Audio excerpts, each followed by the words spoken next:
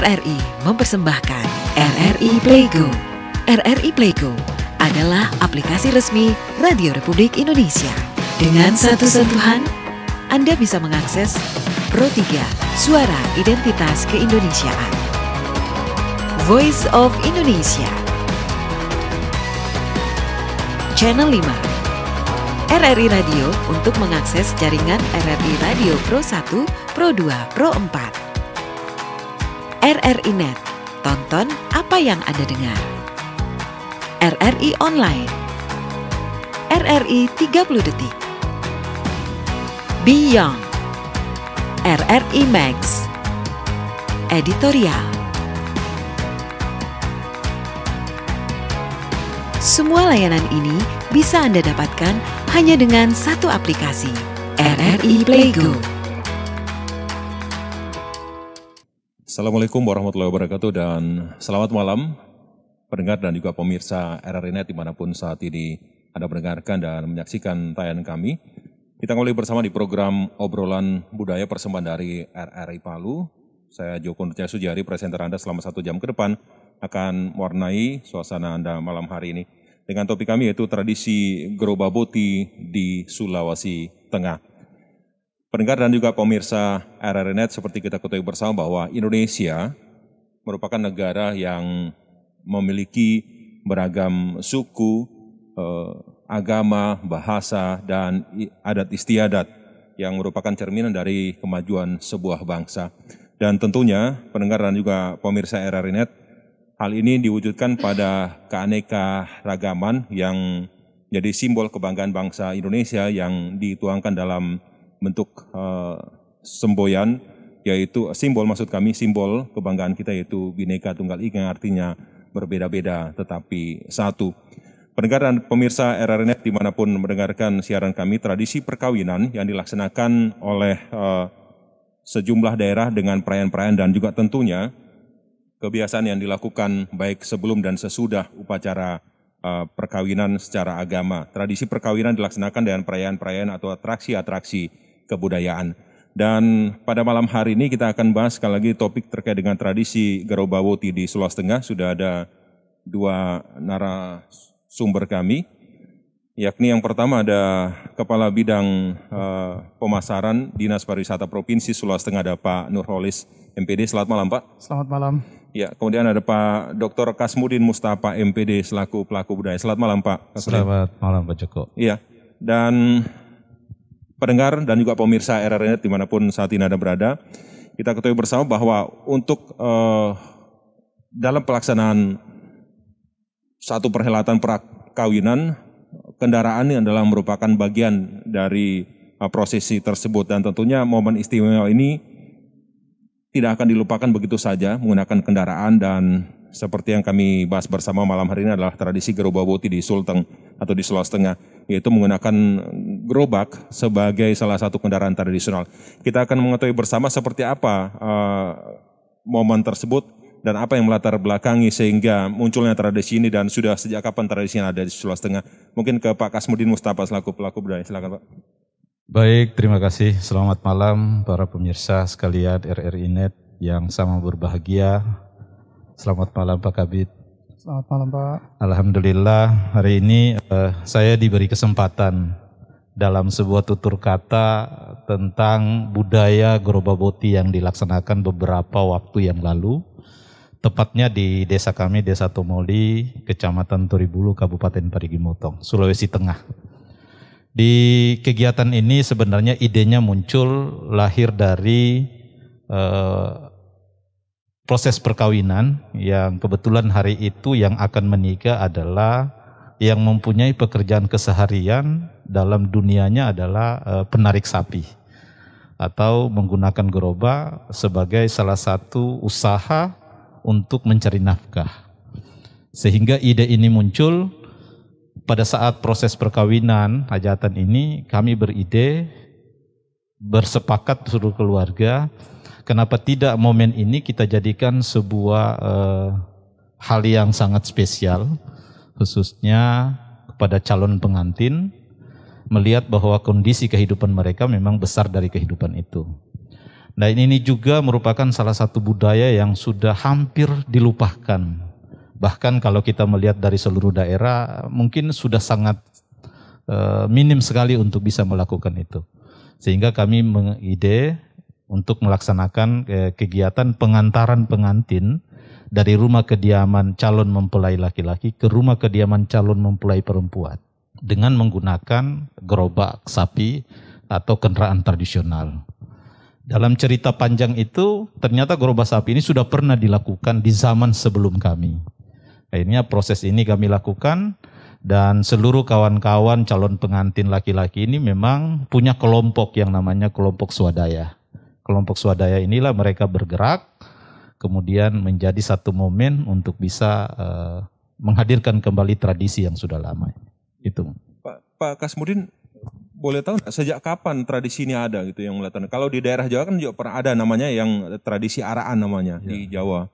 Saya yakin juga di Sulawesi Tengah mungkin sudah lama, tapi mungkin yang pernah bisa teridentifikasi oleh teman-teman yang ada anak-anak milenial misalnya sejak kapan ada ini? Ya, di dalam proses itu lahirlah cerita orang tua mengatakan bahwa ketika dia menikah dulu, nah ketika dia menikah kami belum lahir ini sebenarnya. Ketika dia menikah dulu ternyata dia juga diantar dengan proses itu.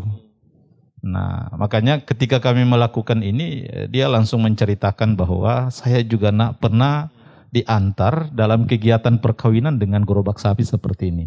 Tapi mungkin kalau dulu belum dihias secara meriah, tapi mencoba sekarang kita berikan inovasi. Dalam setiap gerobak itu ada hiasan-hiasan yang mengandung makna-makna tersendiri. Jadi kalau ditanyakan kapan, sepertinya untuk mencirikan tahunnya kapan itu kami sudah lupa karena dari cerita orang tua kami sebelum kami lahir itu bahwa gerobak sapi ini sudah pernah ada di daerah itu. Ya, mungkin kalau dari aspek temporalnya mungkin di era-era 1950-an, ya. mungkin 1940-an sudah ada ya Pak, mungkin seperti itu ya. 60-an, 70-an ya. Ya. Ada tambahan Pak, mungkin dari teman-teman Dinas Pariwisata biasanya mungkin mencatat hal tersebut dan mungkin bisa disampaikan kepada pendengar dan juga pemirsa. Oh ya, ini lebih pandangan saya dari sisi teknologi karena gerobak sapi ini saya rasa budaya yang berkaitan dengan teknologi transportasi. Jadi manakala diperlukan transportasi, setahu saya itu dari zaman mungkin 1900-an ketika kita sudah mulai punya perkebunan kelapa, gerobak sapi itu sudah ada dan saya rasa itu sudah digunakan untuk berbagai keperluan, termasuk di dalamnya itu yang mengantar pengantin. Pak Kasmudin, kalau untuk proses dan tata cara pelaksanaan seperti apa sih? Apakah seperti umumnya hanya dinaiki saja kendaraan tersebut, gerobak tersebut dan kemudian diantar menuju ke calon mempelai wanita atau mungkin ada proses yang lain Pak? Artinya dalam kegiatan itu selalu punya makna dan arti tersendiri. Kami mencoba menyiapkan pada saat kegiatan itu kami menyiapkan ada 9 gerobak sapi yang diarak dari satu tempat rumah mempelai pria ke rumah calon mempelai perempuan. Kenapa 9? Karena kita juga mengandung adat Sanjasio istilahnya di Sulawesi Tengah. Atau 9 adat Sanjasio ini maknanya dari 9 gerobak itu juga kami ambil. Kemudian setiap gerobak itu memuat setiap buah-buahan di dalam. Buah-buahan itu juga mengandung ada 9 macam buah yang ada di dalam gerobak. Jadi makna kandungan adat itu selalu kami kedepankan. Kemudian di setiap muatan gerobak dari yang pertama sampai dengan yang ke-9 itu ada kelompok-kelompok tersendiri. Katakan di kelompok pertama adalah di gerobak pertama adalah pengantar atau kelompok rabana. Itu yang pertama sebagai kalau sekarang kan kalau patroli lewat pakai sirene. Kalau ini kami menggunakan rabana sebagai simbol bahwa akan ada hajatan, akan ada rombongan yang akan lewat. Sebagai penanda berarti. Sebagai penanda. Kemudian yang kedua itu adalah calon mempelai laki-laki. Di situ juga diisi oleh kelompok keluarga terdekat. Bapaknya, ibunya, kakaknya, adiknya. Tidak bisa diisi oleh yang lain. Bahkan yang mengendarai pun itu adalah bagian kelompok keluarga itu. Kemudian di belakang itu adalah kelompok adat. Ini adalah pemangku adat yang ada di desa yang mengawal perjalanan calon mempelai laki-laki. Kemudian di belakangnya yang gerobak keempat itu itulah isi-isi seluruh hantaran bawaan dan seluruh pendukung keluarga yang berada di kelompok calon mempelai pria. Itu 9 berarti, 9 gerobak. 9 gerobak ya? 9 itu gerobak. yang kami gunakan. Tidak boleh lebih, tidak boleh kurang gitu. Ya, kalau kita mengambil makna itu, maka itu yang kami khususkan. Kalaupun ada yang mengikuti mungkin hanya kelompok hore-horenya saja atau kelompok pendukung lainnya. Ya, Pak Nurholis, yang menarik di sini tadi ini adalah ternyata tradisi yang sudah ada turun-temurun sampai bahkan ke tingkatan Pak Nurholis sendiri merasakan mendapatinya hal tersebut. Di teman-teman di Dinas Pariwisata ada program khususnya untuk tetap melestarikan kebudayaan itu, misalnya tradisi itu, Pak. Termasuk gerobak sapi atau mungkin ada beberapa yang lain, Pak. Ya. Jadi pada dasarnya Dinas Pariwisata itu saat ini sedang mengharapkan bahwa tradisi-tradisi masyarakat yang memiliki nilai yang baik itu dapat dikembangkan oleh masyarakat. Ya, kita berharap bisa menjadi event budaya.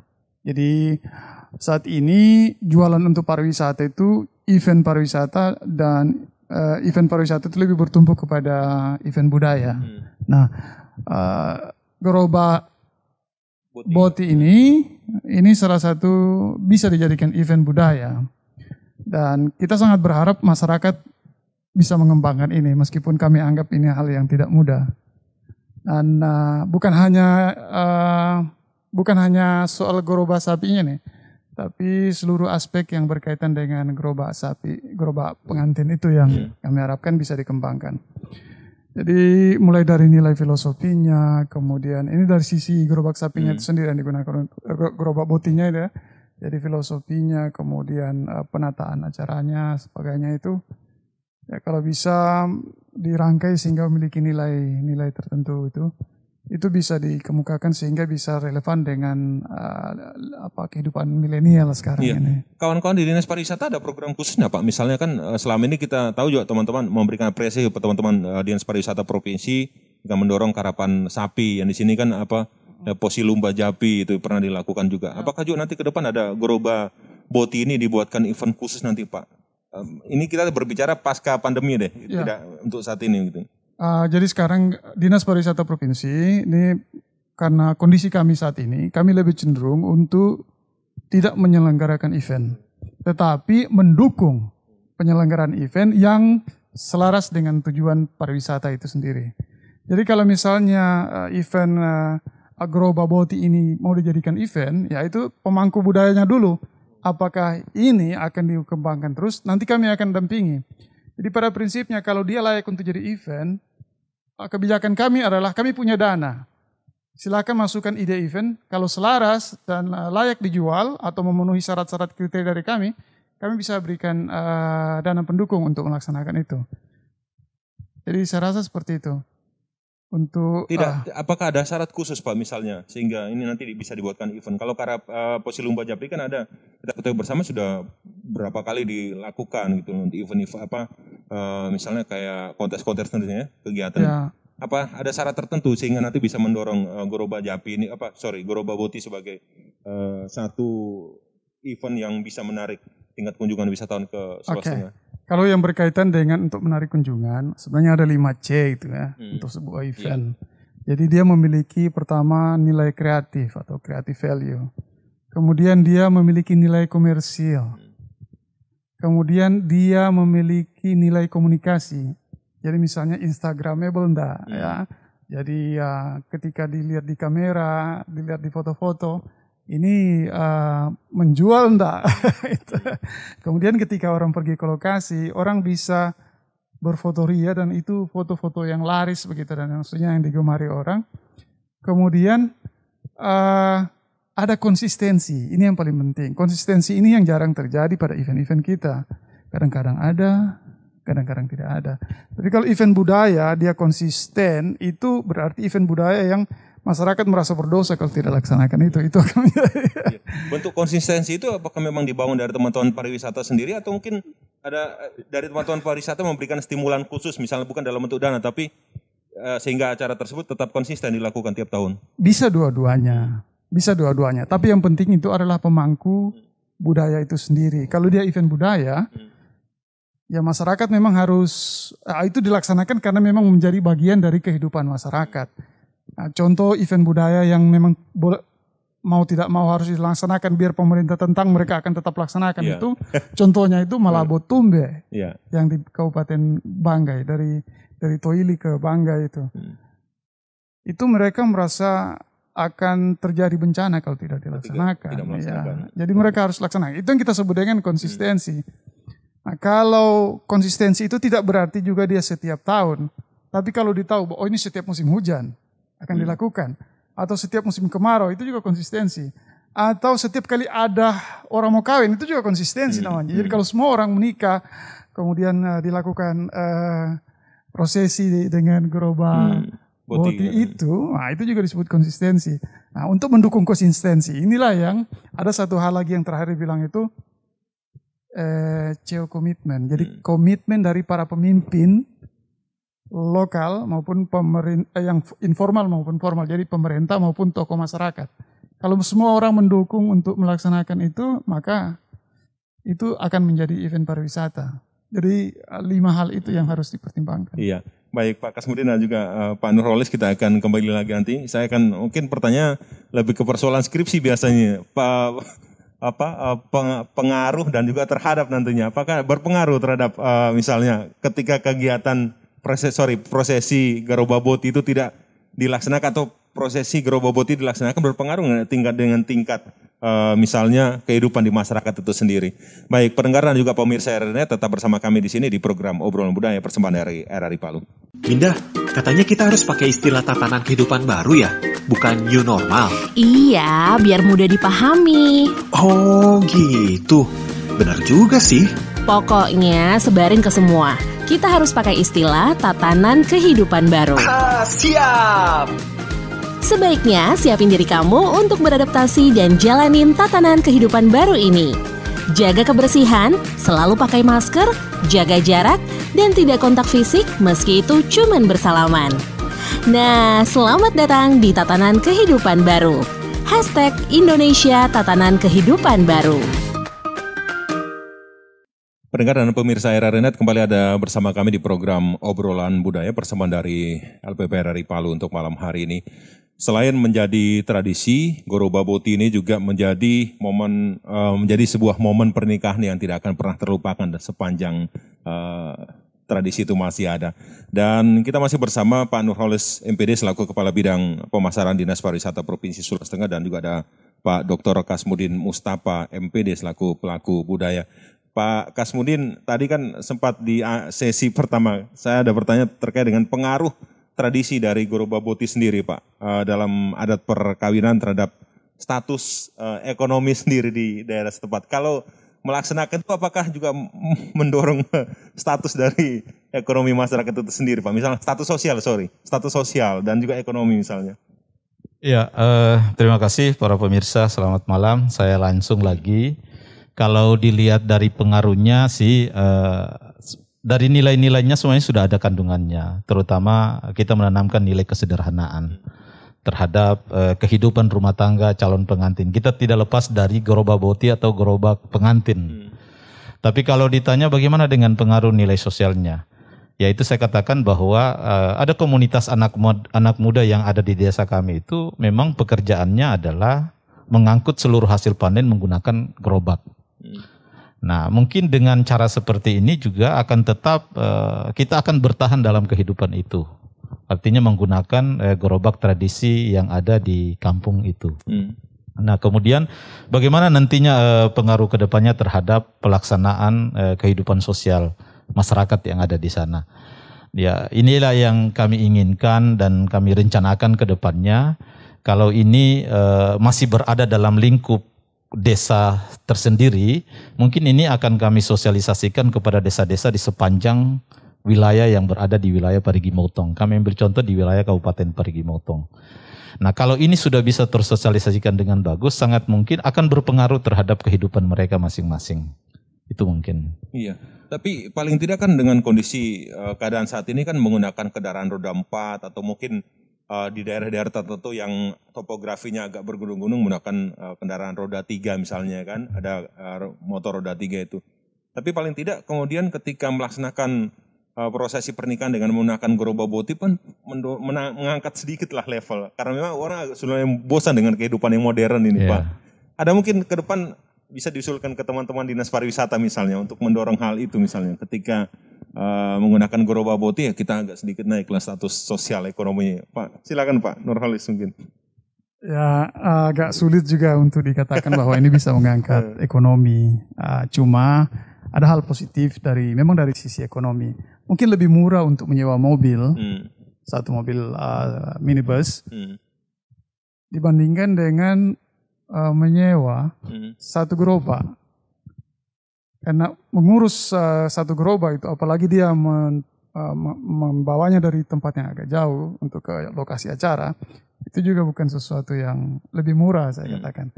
Cuma ini bisa terjadi karena masyarakat miliki ya itu, bukan mobil. Sehingga mereka bisa menyumbangkan atau berkontribusi terhadap acara itu dengan apa yang mereka miliki. Sehingga mungkin saudaranya yang melaksanakan hajatan tidak perlu menyewa. Mereka bisa sediakan sehingga akan lebih murah.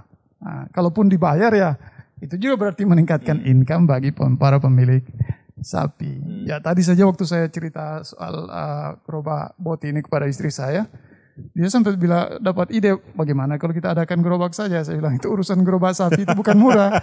Sapinya saja itu bisa 14 juta satu ekor. Nah kita butuh 2 sapi. Berarti 28 juta ya, di luar gerobaknya. Di luar gerobaknya. Terus ada lagi gitu.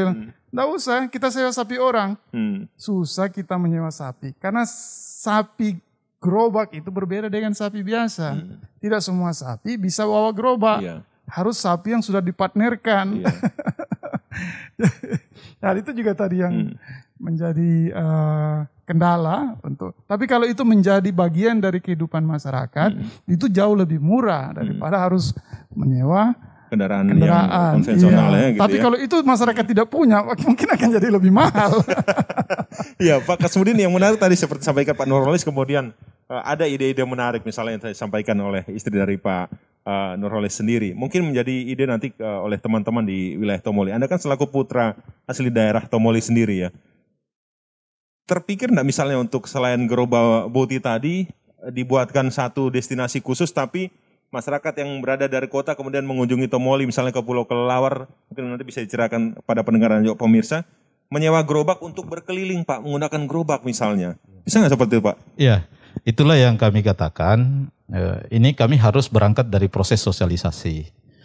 Nah sebenarnya momen ini saya juga mau sampaikan bahwa untuk mengunjungi destinasi yang berada di wilayah kami, gerobak sapi ini bisa digunakan. Apalagi dengan air terjun, susah untuk kita berangkat dengan kaisar pun sulit. Hanya bisa ditempuh dengan naik gerobak. Nah, mungkin ini salah satu momen di perjalanan menuju tempat itu ya kami siapkan pos-pos tertentu untuk bisa menjemput para tamu wisata yang akan mengunjungi tempat-tempat wisata yang ada. Nah, makanya kalau dikatakan tadi apakah ini bisa mengangkat strata sosial atau pendapatan ekonomi. Nah kalau ini sudah tertata dengan bagus, kemudian kami akan menyiapkan tempat-tempat itu. Tapi ini harus ada kontribusi juga kesepakatan antara pemangku budaya yang ada di desa atau pemangku adat. Setiap desa itu kan punya pemangku adat masing-masing. Kalau mereka bersepakat bahwa ketika terjadi perkawinan antara desa yang bertetangga saja, kita harus menggunakan gerobak sapi. Ini akan bisa menjadi lestari terus ini budaya. Dan bagaimana dengan tarifnya? Ya ini kan rasa kekeluargaan, pendekatan adat ini juga bisa menjadi sesuatu yang tidak memberatkan pihak keluarga. Kecuali bagi mereka yang mempunyai ekonomi yang cukup dan mau menggunakan dengan kondisi tradisional, kelompok anak muda yang ada di sana atau kelompok swadaya itu sudah punya kendaraan itu. Dan ini bukan baru mau diadakan, tapi mereka sudah punya. Karena kenapa? Kehidupan setiap hari mereka itu sudah punya gerobak masing-masing, bukan pinjam sana pinjam sini, tidak. Tinggal kalau memang itu dibutuhkan untuk kegiatan pengantaran pengantin atau gerobak boti, tinggal dihias, disesuaikan dengan makna. Kita tanyakan kepada orang yang mau menggunakan jasa kita. Mau seperti apa karakter yang diinginkan dalam pengantaran pesta, atau kalau ada kegiatan-kegiatan katakanlah ada kunjungan, terus kita penjemputan tamu menggunakan gerobak, kami punya siap di sana. Tinggal ya kita sesuaikan dengan keinginan orang-orang yang atau pengguna jasa kami yang menggunakan Ini bisa itu. menjadi peluang usaha baru sebenarnya Pak. Di wilayah Tomoli ya. Iya, karena itu ya saya katakan anak muda sana bukan nanti event pesta itu menggunakan gerobak, tidak. Tapi kehidupan mereka sehari-hari mengangkat pasir, mengangkat kayu, mengangkat hasil panen, itu semua menggunakan gerobak di sana. Hanya saja Pak, mungkin ketika dari perbincangan kita ini kemudian nanti diteruskan kepada saudara-saudara kita yang berada di Tomoli yang kesehariannya adalah selaku driver gerobak itu sendiri ya. Mungkin ketika satu momen tertentu nanti ada disiapkan khusus gerobak yang seperti Anda sampaikan tadi ya. Jadi mungkin mereka juga merasa gagah sendiri ketika mengendarai itu, berbeda ketika membawa muatan pasir dan sebagainya Pak, mungkin seperti itu ya. Mereka punya tampilan lain pastinya. Perempuan berubah. Pak Nurholis ada tambahan. Silakan. Jadi tadi ini kita baru membahas di seputar gerobak ini dengan perihal digunakan untuk perkawinan. Tapi kalau kita sudah masuk ke pariwisata dan ini kan bidang Anda sendiri, pemasaran itu ya. Untuk menjadikan agar tradisi gerobak boti ini menjadi atraksi wisata, memang perlu didesain ya. Selain dia didesain secara cultural, juga dia didesain untuk bisa komersil dan kemudian bisa instagramable. Nah, itu semua harus didesain ya, tidak apa adanya ya, karena kita mau menyajikan ya sesuatu pada orang lain. Dan dari sisi komersial ini sangat bagus bagi para pemilik gerobak. Jadi misalnya di satu desa itu atau desa sekitar itu ada tersedia mungkin sekitar 50 atau 30 gerobak ya, 30 gerobak. 10 diantaranya mungkin resmi dipakai untuk pengantin ya, untuk ajang itu. Yang lain kan bisa standby untuk disewakan kepada para wisatawan ya, yang mungkin bisa diintegrasikan dengan ritual itu. Jadi mungkin ada gerobak wisatawan yang berada di antara iring-iringan. Itu salah satu bentuk desain untuk menarik wisatawan untuk bisa menikmati acara itu. Nah, selain tentang gerobak itu, desain kepariwisataan itu juga diperlukan untuk mendukung orang untuk mau datang. Karena kalau hanya untuk satu event yang akan terjadi hanya mungkin setengah jam atau 1 jam itu mungkin agak terlalu mahal untuk datang jauh-jauh ya. Kalau cuma saya dari Palu mau ke sana agak dekat. Kalau orang dari jauh itu mungkin terlalu mahal. Jadi perlu dibuatkan sesuatu yang mungkin lebih besar. Lebih besar ini dalam artian ada banyak atraksi yang bisa disaksikan yang mengiringi waktu penyelenggaraan pengantin itu. Sehingga agenda penyelenggaraan perkawinan yang menggunakan tradisi gerobak boti ini harus betul-betul disusun menjadi agendanya coe setempat yang digabungkan dengan masyarakat itu ya, keinginan masyarakat.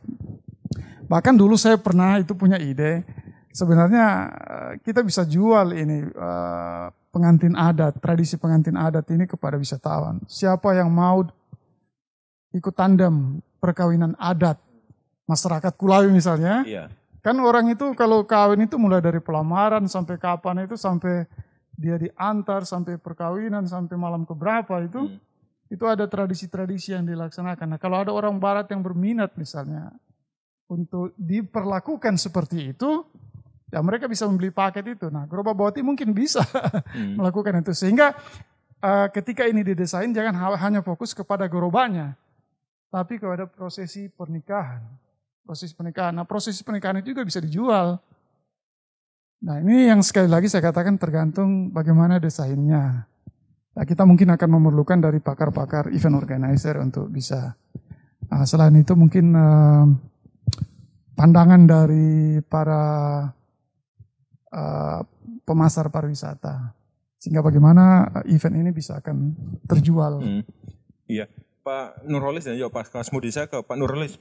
Ini kan kita tahu bersama Sulawesi Tengah memiliki destinasi yang begitu banyak ya, khususnya juga di Kabupaten Parigi Motong. Teman-teman dari Dinas Pariwisata apakah sudah membuatkan roadmap misalnya untuk itu, sehingga bisa terconnecting dengan wilayah-wilayah yang saling menghubungkan lah satu dengan yang lainnya? Ada roadmap pariwisata nggak dilakukan? Iya, sebenarnya secara alami roadmap itu kan sudah terbentuk. Ya, dari zaman dahulu, kalau orang dari selatan dia akan lewat Toraja ke Tentena terus ke Poso kemudian Togean baru dia seperti itu ya. Ternyata tidak gitu.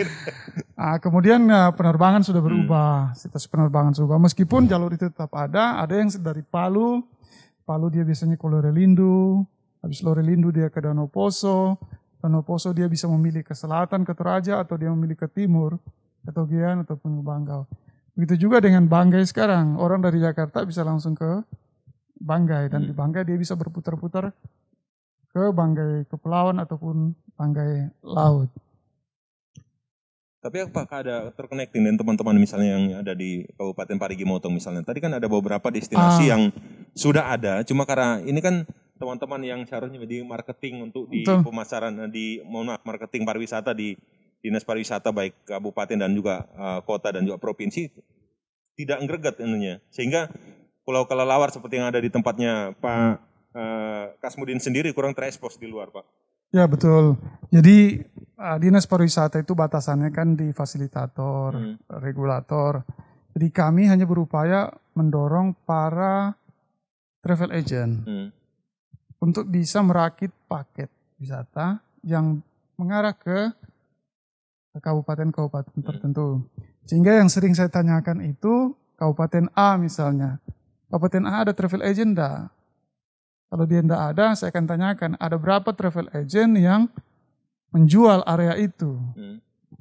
Jadi kalau untuk Parigi Motong, saya baru menemukan satu travel agent yang menjual area sana, dan memang itu yang berkaitan dengan satwa, Pulau Kelelawar, kemudian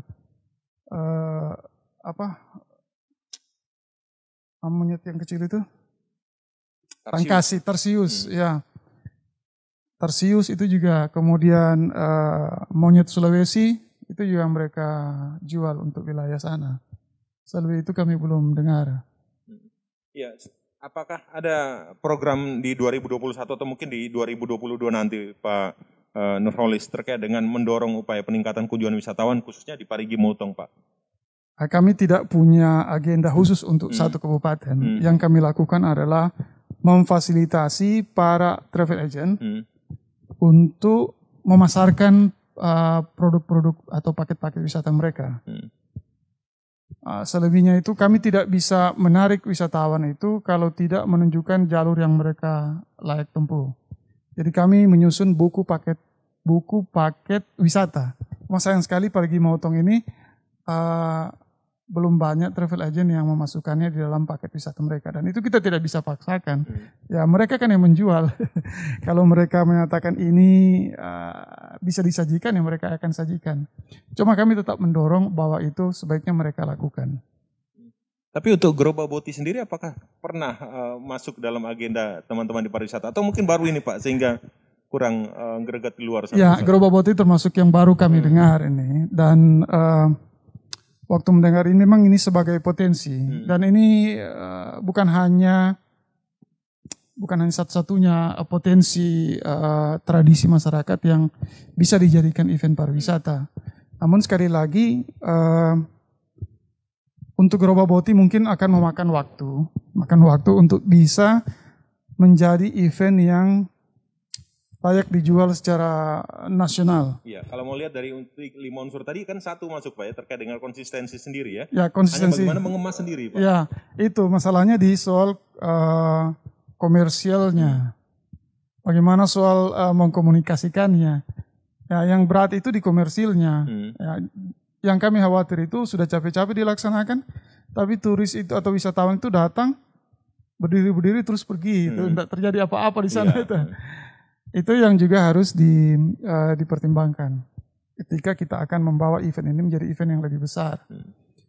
Cuma pada dasarnya kami sangat mengapresiasi bahwa masyarakat masih mau menggali event ini. Insya Allah kami bisa membantu memberikan gagasan, dan jika memenuhi kriteria bisa kami bantu dalam segi pendanaan. Iya. Baik, Pak Nurholis dan juga Pak Kasmudin dan juga pendengar serta pemirsa RRI.net dimanapun mendengarkan dan menyaksikan tayangan kami, program Obrolan Budaya malam hari ini, kami akan kembali lagi setelah yang satu ini. Tetap bersama kami di program Obrolan Budaya RRI Palu. Bro, teh mau nih? Oh ya, makasih. Tahu nggak, gue tadi habis baca berita, katanya PSBB udah mau selesai. Bebas pokoknya gue abis ini mau jalan-jalan. Siapa bilang habis PSBB bisa bebas? Habis PSBB kan ada yang namanya new normal. New normal? Iya, Emang gue nggak normal? bukan gitu. New normal atau tatanan kehidupan baru. Nah, kita sudah mulai dilonggarkan untuk beraktivitas di luar rumah, tapi tetap menjalankan protokol kesehatan seperti cuci tangan, pakai masker, jaga jarak, dan juga untuk menghindari keramaian. Berarti tetap nggak bebas dong. Padahal gue kan habis ini mau nongkrong di kafe. Ah, jangan macam-macam deh. Pokoknya yang penting kalau mau keluar rumah itu untuk hal-hal yang penting aja. Misalnya bekerja, atau untuk berobat, atau hal-hal yang nggak bisa diwakilin untuk keluar rumah, atau nggak bisa dikerjain jarak jauh.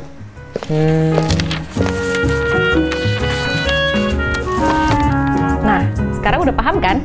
Di era tatanan kehidupan baru ini, ayo kita berkarya dan lebih produktif lagi. Tapi ingat, tetap mencegah penyebaran virus COVID-19. Oke?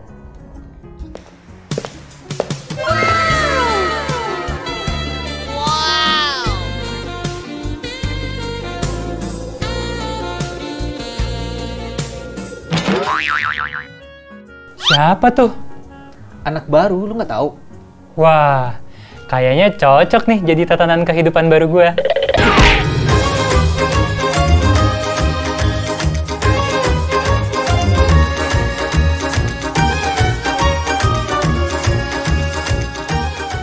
Pendengar, terima kasih masih terus bersama kami di program Obrolan Budaya Persembahan dari RRI Palu. Untuk malam hari dengan topik adalah tradisi Gorobaboti di Provinsi Sulawesi Tengah. Tingkat kunjungan wisatawan di suatu daerah dipastikan akan meningkat ketika melibatkan semua pihak. Salah satunya adalah bagaimana melibatkan masyarakat sekitar sebagai pelaku dari pariwisata tersebut.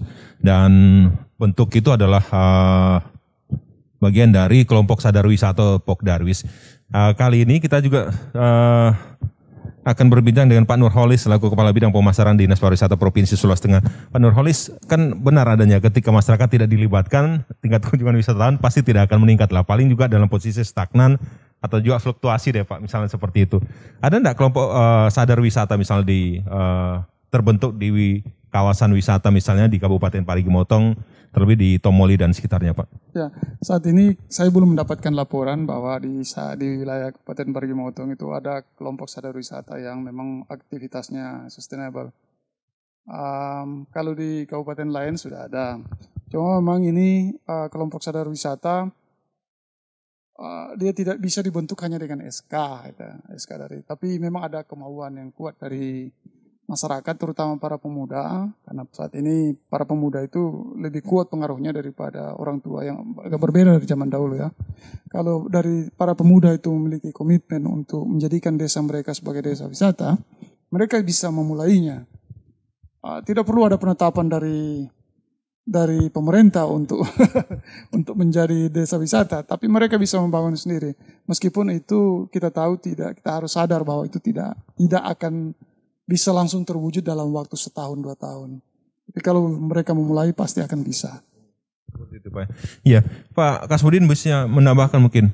Saat ini kan Anda selaku pemuda asli daerah di Tomoli sendiri, Kabupaten Parigi Motong. Kelompok sadar wisata apakah sudah terbentuk di sana Pak? Atau paling tidak mungkin ada komunitas-komunitas khusus misalnya yang untuk bisa menjaga atau melestarikan kawasan itu Pak? Ya, kalau di tempat kediaman saya di Desa Tomoli itu, kami belum menamakan bahwa kami adalah kelompok pemuda wisata, sadar wisata. Tapi kami punya komunitas di sana, namanya Forum Komunikasi Pemuda Tomoli. Kemudian ada juga Forum Sanggar Seni. Kemudian ada juga Forum Komunitas Pemantik. Jadi kelompok-kelompok ini bergerak bukan hanya pada segi budaya, tapi dari segi pendidikan, kemudian dari segi lingkungan hidup. Nah, kebetulan momen kemarin itu ya menjadi salah satu target kegiatan dari kelompok pemuda ini. Kemudian ada juga namanya kelompok swadaya. Kelompok swadaya ini adalah kelompok anak muda yang bergandengan tangan saling membantu antara yang satu dengan yang lain. Khususnya apalagi kalau ada kegiatan-kegiatan perkawinan. Mereka saling bahu-membahu, saling membantu, entah itu dalam bantuan bentuk moral maupun dalam bentuk material atau tenaga yang disuportkan untuk persiapan kegiatan itu. Nah itu yang sudah ada di desa kami, jauh sebelum Gorobaboti ini. Iya. Support dari pemerintah kabupaten sendiri seperti apa Pak? Ya, kalau kami selama ini komunikasinya pada tingkatan pemerintah di desa ini sangat mensupport. Kami berpikiran ketika pemerintah desa sudah memberikan support yang bagus, bahkan motivasi kepada seluruh pemuda, include juga adalah pemerintah kabupaten pasti akan mendorong itu. Karena sifatnya kegiatan kami adalah merangkul generasi muda yang betul-betul yang tidak, ya katakan mereka tidak sempat mencicipi dunia pendidikan yang lebih tinggi. Nah, kami bawalah mereka dalam komunitas kelompok-kelompok itu. Sehingga setiap ada kegiatan apa, kalau kami menyatakan untuk mau membuat itu, ya berharap ada sebuah dukungan yang positif dari pemerintah yang ada di sana.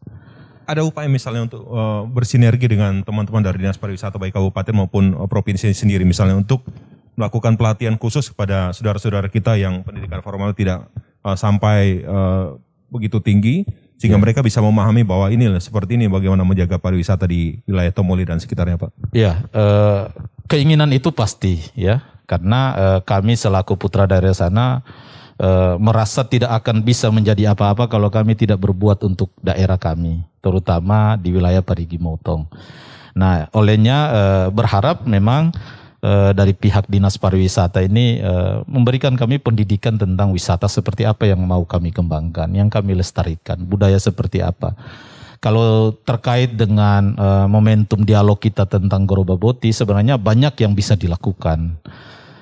Katakanlah saya mengambil sampel di Desa Tomoli sendiri saja, ini punya destinasi wisata tersendiri yang sangat elok untuk bisa dinikmati para kunjungan para wisatawan. Ya, katakan di sana juga ada yang namanya Pulau Mangrove. Ini dikelilingi seluruh kalau terjadi di sana ada istilah kelompok penangkap ikan itu. Kalau gelombang ombak besar, mereka hanya bisa bernaung di bawah Pulau Kelelawar atau di Pulau Mangrove itu yang aman tempat mereka untuk menjinggahi kapal-kapal ikan mereka. Itu setiap bulan berapa, Pak? Itu tergantung suasananya. Gitu ya? Iya. Kalau proses penangkapan ikan setiap hari, Pak, terjadi. Tapi kalau di daerah lain ombaknya besar, katakan di Desa Paranggi itu punya pasar ikan ya, yang tempat terminal kapal-kapal besar. Tapi kalau ombak besar mereka tidak bisa berlabuh di situ untuk menurunkan hasil tangkapannya. Mereka mencari tempat dan pasti di Pulau Kelelawar itu mereka merasa aman. Karena dilindungi oleh tanaman mangrove di seputaran pinggiran pantai itu. Jadi kegiatan-kegiatan yang saya katakan tadi memang kami membutuhkan pendampingan khususnya dari Dinas Pariwisata.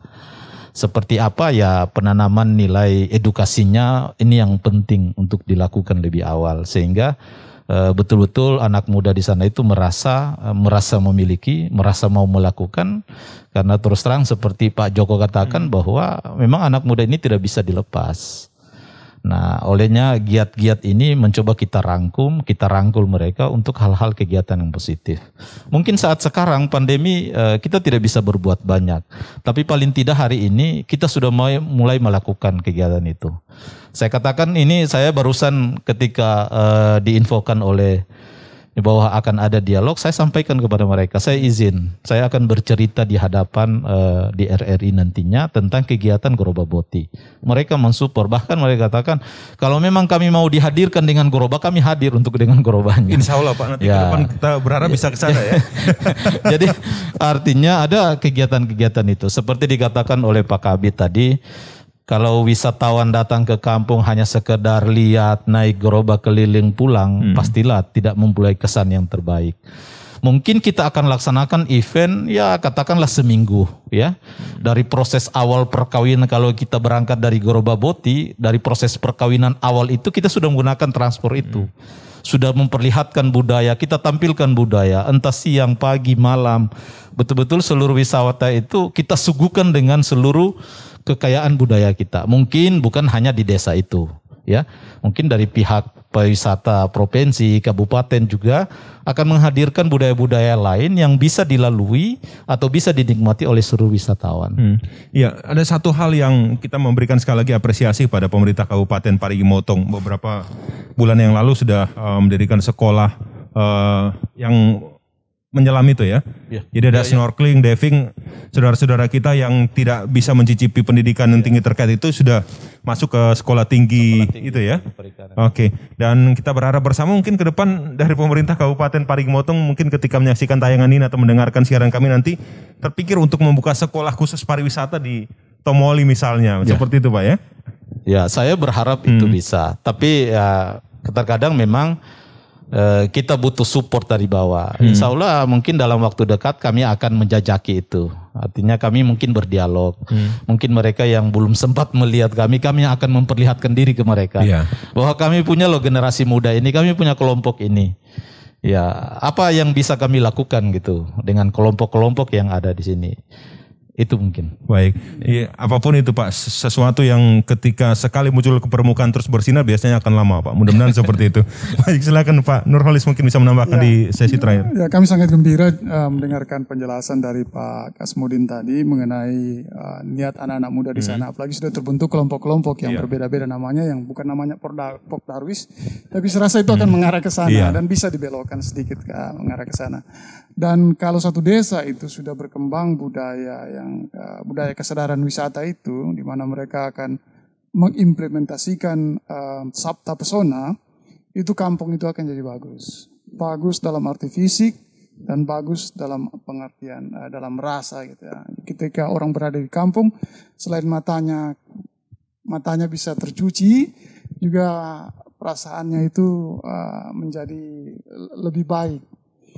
Insya Allah segalanya akan lebih cepat berkembang jika kita membangunnya dari pariwisata. Artinya karena pariwisata itu bukan membangun fisik, tapi membangun suatu suasana. Suasana itu kan dibangun dari jiwa masing-masing setiap individu yang ada di sana. Sehingga Pok Darwis itu kalau dia memang bergerak ke arah sana, dia akan mengubah pola pikir, pola tindak dan pola sikap masyarakat. Itu akan sangat bagus bagi daerah. Dan ini sebaiknya didukung oleh kita semua. Itu saja dari kami. Iya, baik, terima kasih. Mungkin ada tambahan sedikit Pak? Mungkin ada himbauan kepada saudara-saudara kita yang ada di luar sana. Silakan Pak. Baik, terima kasih. Memang kegiatan wisata ini harus punya kerjasama yang bagus. Ya, entah itu dari kalangan bawah sampai dengan pengambil kebijakan. Terus terang kami juga kemarin dalam kebetulan aktivitas kami adalah sebagai pengajar di perguruan tinggi. Kami mencoba mengajukan dalam kegiatan program holistik pemberdayaan masyarakat desa. Ada 2 kegiatan yang kami ajukan. Salah satunya adalah tentang sistem penjualan marketing gula tapo yang ada di desa Tomini kalau tidak salah. Kemudian satu dengan pemberdayaan masyarakat yang berada di Kelurahan Uwentumbu, di Desa Uwentumbu, Kelurahan Kawatuna. Ini alhamdulillah kami diloloskan dalam kegiatan itu. Nah, ini salah satu kelompok yang betul-betul mau bekerja. Artinya dari kegiatan itu kami mencoba melihat ternyata anak-anak ini kalau kita berikan sentuhan, berikan motivasi, pendampingan, kita ikuti apa keinginannya, kemudian kita arahkan pada hal yang positif, ternyata bisa dilakukan. Makanya saya berharap budaya ini akan tetap lestari manakala kita ada sinergi antara pelaku kemudian dan pengambil kebijakan yang ada di sana. Itu mungkin. Baik, terima kasih Pak Kasmudin, Pak Nurholis sudah berbincang begitu panjang bersama kami di program obrolan budaya malam hari persembahan dari RRI Palu. Kita berharap Grobaboti ini semakin dikenal oleh masyarakat luar sana, pendengar dan juga pemirsa. Silakan berkunjung ke Kabupaten Parigi Motong, khususnya di Desa Tomoli, ya, Kecamatan Parigi. Kecamatan Toribulu. Jadi Anda bisa langsung ke sana. Akses transportasi juga sudah lancar saat ini. Hanya membutuhkan waktu kurang lebih 2 jaman lah Pak ya sampai ya. Kalau ke kondisi dalam kondisi baik dan tidak hujan deras dan Anda melintasi jalur kebun kopi. Dan tentunya Grobaboti ini tidak hanya berhenti di sini. Teman-teman yang ada di Tomoli, saya yakin begitu banyak inspirasi yang ada dalam pemikiran mereka sehingga ke depan tidak hanya Grobaboti tapi ada Grobabek atau mungkin Grobak Go dan sebagainya, dan namanya pun mungkin bisa dirubah-rubah tapi tetap dengan konsep gerobak yang bisa digunakan sebagai sarana atau mungkin kendaraan tradisional yang bisa digunakan untuk pariwisata di wilayah tersebut. Saya Joko Nurjaya Sujari, terima kasih atas segala perhatian Anda. Assalamualaikum warahmatullahi wabarakatuh. Songo puasi tabe.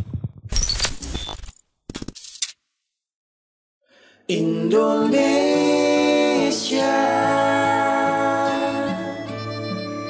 hadapi dengan tulus dan ikhlas. Ini pasti berlalu. Indonesia.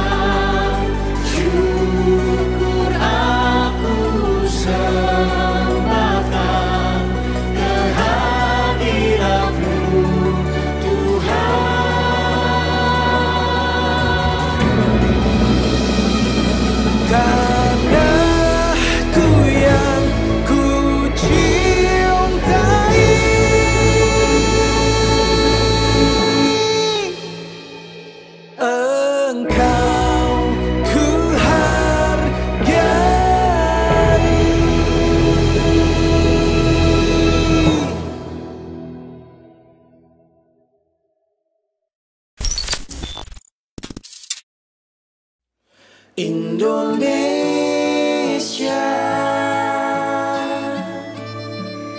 hadapilah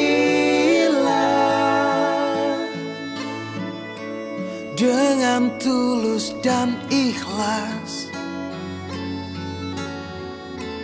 Ini pasti berlalu. Indonesia.